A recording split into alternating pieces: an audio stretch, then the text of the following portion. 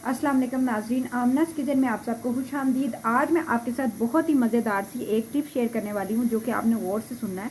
अक्सर मुझे मेरी बहनें कमेंट करती हैं कि आप बताइए कि हम चिकन जब बनाती हैं या चिकन का पुलाव बनाती हैं तो एक तो बोटी सॉफ्ट नहीं बनती, थोड़ी सी ना चिड़ी बनती है, और दूसरा ये होता है कि ना बोटी के अंदर से छान आती है, यानी कि स्मेल आती है।